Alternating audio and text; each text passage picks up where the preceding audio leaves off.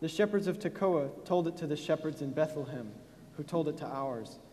I think in a few days, the story must have been repeated several times all over Jerusalem until it reached the mountains of Ephraim. By this time, the shepherds of Galilee must have heard about it.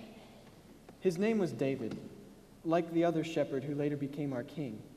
He lived nearby in Tekoa, the village by the south. It was there, they say, that the famous prophet Amos, who had a lot to say, was born. But this David was neither king nor prophet. He was only a shepherd, tending a herd of 40 sheep. Go, go. It's getting dark, little rascals. It's time to go home. Go, let no one be left behind. Straight ahead, go.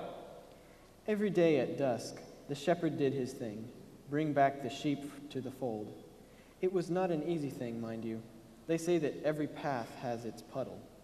That's why every time it got dark and the sheep had to cross the great ravine, David would strike the stones with his staff.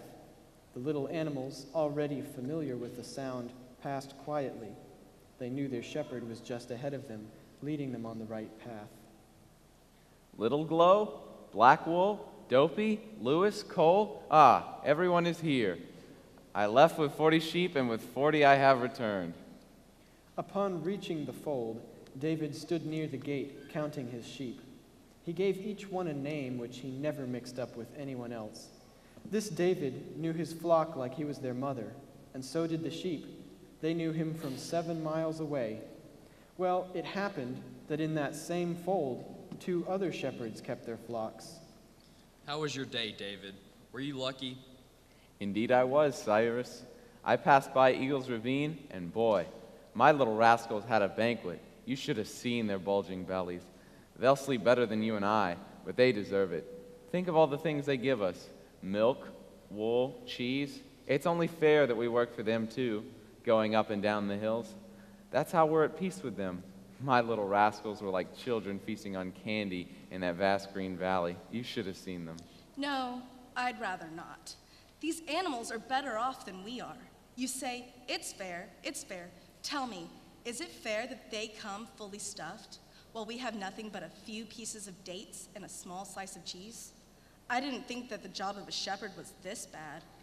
Who told you to start shepherding, Nato? No one, but I have no choice. I couldn't find anything better. Let me tell you this. I swear by this mole on your bald head, Cyrus, that as soon as I can, it will be goodbye to you forever. I'm sick and tired of going up and down the hill and having to milk the animals. Yeah, and all this for 4 cents? I too am tired of this. Who needs all these sheep? And their master too. These sheep aren't yours. That's why you talk about them this way. If they were your own, you'd feel affection for them. Cyrus and Nato were shepherds who were hired for a fee. The flocks they tended belonged to 2 big businessmen of Tekoa. Since they did not own the sheep, and the work of a shepherd was heavy, these 2 did not work very hard. One did his job reluctantly, while the other maliciously. It was the opposite with David. Those 40 sheep were his treasure, and he loved them. Hey, friends, keep right on cursing the animals while you eat their cheese. As for me, I'm going to bed, for I have to be up at dawn. I want to bring my little rascals to Bethlehem, where the pastures are supposed to be the best. And the snakes are on the lookout. Well, I always have my stick ready. Besides, my eyes are open, so I don't think there's any snake that can outwit me. So, may you dream of the Messiah's banquet for your happiness. The sun had not yet risen, but David was already on his toes while his friends had not awakened from their sleep. Every morning, he would get up early and fill his sack with bread and cheese and his canteen with wine. Then he would tie his sack to his back and slip his sling into his pocket. Holding his staff well, he would set out to work.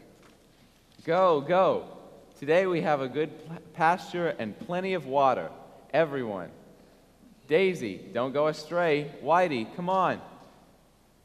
One night, the howling of the wolves was heard in the village of Tekoa. All the sheep were scared because they smelled danger. Curses! They have sharp fangs like swords and eyes burning like ember. How many? 10. They killed 10. What could I do? What could I do? I ran up the mountain, and the sheep that could escape followed me. since they were so stupid they didn't know where to go. How many? I have no idea. About 14, maybe? Some were badly injured and some were bleeding, their bodies pierced with holes. I had to finish them off with blows since there was no choice. It was almost night. Suddenly they came and attacked How the many? flock, and I didn't count them. There were many. At night, the wolves howled on top of the mountains.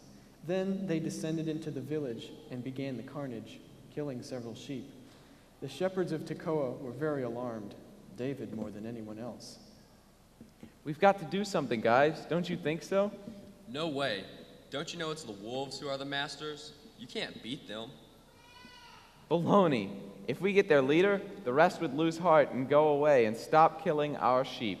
The trouble is, we are a bunch of cowards. Cowards? Well, yeah. So what?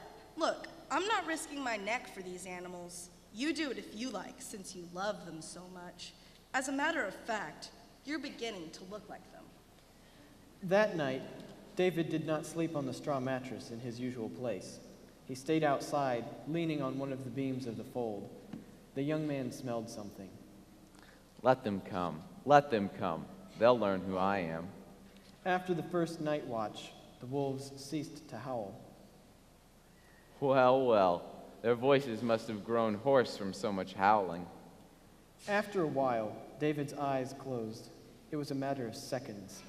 2 huge black wolves leapt over the wall of the fold and struck like lightning at the sheep.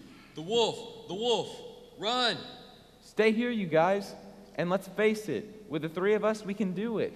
You do it, you fool. I'm getting out of here. David's 2 companions started to run across the field, leaving him alone with the wolves and all the sheep milling around, terrified, not knowing where to go, trying to flee from the attack of the beasts, but they couldn't. Suddenly, some of them fell bleeding, their bodies ripped open. David could wait no longer. From his bag, he took out a sharp knife, gripped it firmly with his hand, and when one of the wolves leapt over one of the sheep, he lunged at the wolf and planted the knife deep into its heart. The animal turned around and fell dead at his feet. Cursed beast, you have finally paid for what you've done. The other wolf, smelling the blood of his companion, left the sheep, eyes burning with rage, to attack David. The 2 engaged in a deadly fight, rolling over and over on the ground. The terrified sheep stayed close to the walls of the fold, running in confusion to all sides. Easy, little rascals. Don't be afraid. This beast won't come out of here alive. The second wolf roared as he planted his fangs deep into the shepherd's arm. David, gasping, plunged the knife again and again into the back of the beast, who only became more enraged as he continued being wounded. David, who was almost out of breath, succeeded in landing the knife right into the middle of the animal's chest.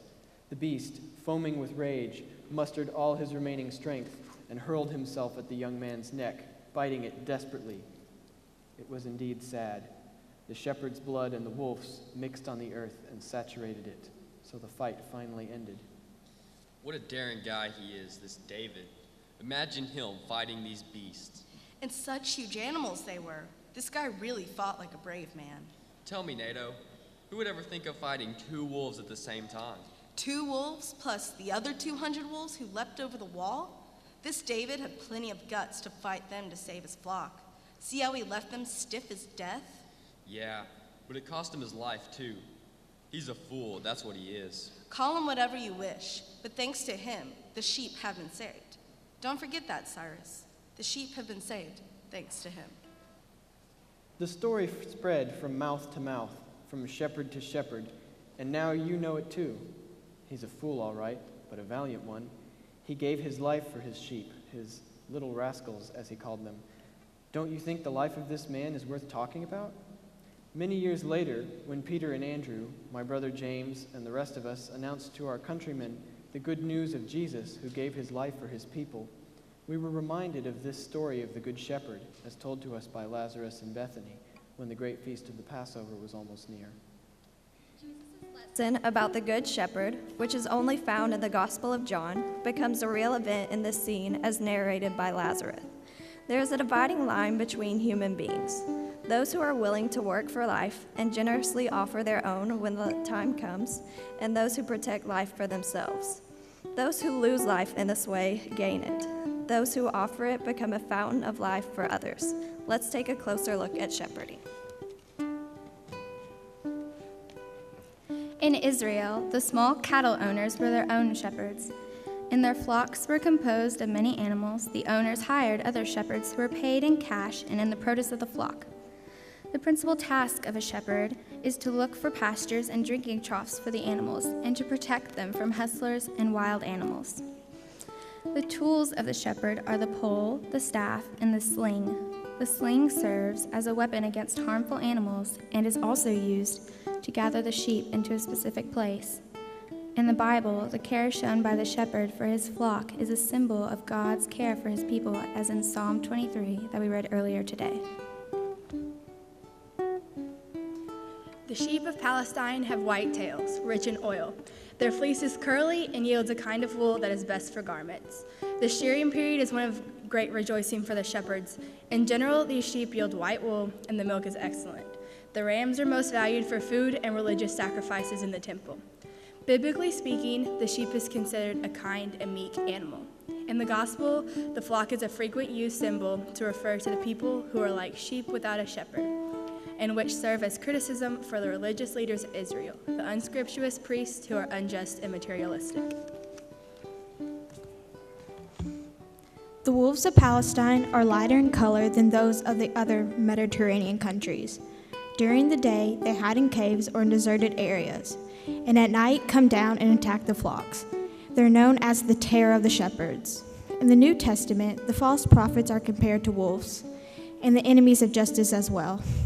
In order to symbolize the peace of the Messianic times, the prophets use images where the wolf is no longer considered a menace. In the image of the Good Shepherd, Jesus gives us a picture of the good leader, who does not exploit his sheep, but rather serves them. He knows them and cares for them.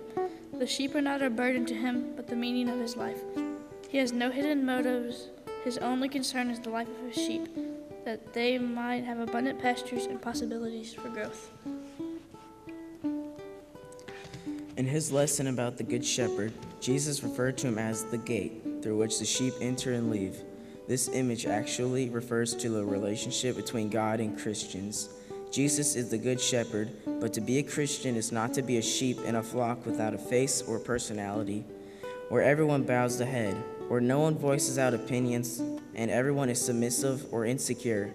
This flock is a community of free men and women, responsible and free, and capable of loving one another as they know they are loved by the shepherd. Let us always listen for the voice of our Good Shepherd as we seek to follow our Savior, Jesus Christ. Amen.